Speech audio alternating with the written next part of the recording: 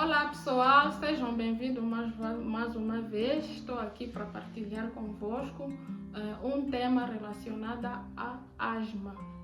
O que é asma?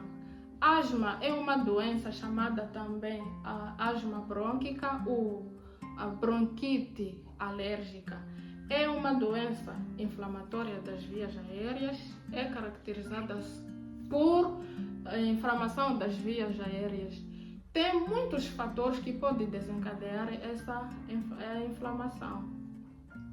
Podemos citar fatores endógenos, que são fatores relacionados ao indivíduo. E temos também fatores ambientais, que têm a ver com o ambiente em que a pessoa se encontra. O que são fatores endógenos? São fatores que têm a ver com genes, são fatores que são relacionados à predisposição à genética. E os fatores ambientais podemos citar a poluição ambiental, alergênios, por exemplo, o pólen, perfumes, algumas substâncias que a pessoa pode inalar e desencadear a crise de asma. Podemos citar pelos de animais, podemos falar alguns tipos de gases. Então, são coisas que a gente encontra no ambiente que pode causar essa inflamação, que pode desencadear essa alergia dos brônquios. Quais são as situações ou fatores que podemos dizer, os fatores de riscos que pode já desencadear a crise numa pessoa que já é asmático? Podemos citar o frio, exercícios físicos em excesso, podemos citar o fumo, tabaco nesse caso, podemos dizer os pelos de animais, como tinha falando, podemos falar a inalação de substâncias como perfumes. Isso é numa pessoa que já era asmático. O que acontece quando a pessoa está em crise de asma? Isso, utilizando um termo médico, iria dizer qual é a fisiopatologia de asma. Tudo começa com a contração da musculatura lisa dos brônquios. Em seguida, temos notado edema das vias aéreas e a produção do muco e a perda dos líquidos e aumento do trabalho respiratório. Os movimentos respiratórios são aumentados e aí a produção do muco causa a obstrução das vias respiratórias e o fluxo respiratório é diminuído e prejudica a saúde da pessoa, porque isso pode causar a hipoxia, que é a diminuição do oxigênio a nível de sangue. Podemos nos perguntar, além das dificuldades respiratórias e falta de ar, quais são outros sinais e sintomas que uma pessoa em crise de asma apresenta?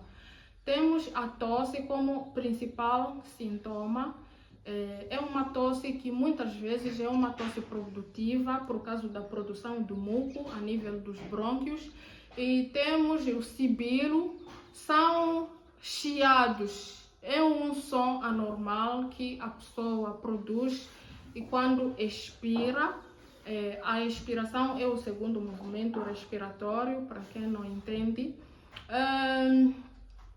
Temos os sibilos também são audíveis no momento da auscultação pulmonar.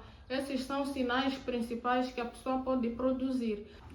A hipoxia, que é o resultado da falta de ar, pode causar um quadro de ansiedade para a pessoa, leva à depressão, sensação de a pessoa fica desesperada, porque é um quadro bem complicado nesse caso, mas que também durante o período de crise de asma grave, a pessoa só consegue pronunciar algumas palavras só para sentir um alívio. Consegue entrar, porque o ar não consegue entrar nos alvéolos e automaticamente o indivíduo apresenta uma pele cianótica. É mais um sinal de uma crise de asma grave.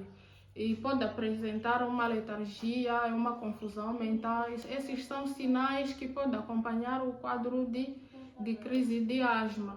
O que é estado de mal asmático? É uma forma mais grave de crise de asma, onde nota-se, onde as vias aéreas ficam muito estreitas e os brônquios ficam mais ou menos fechados.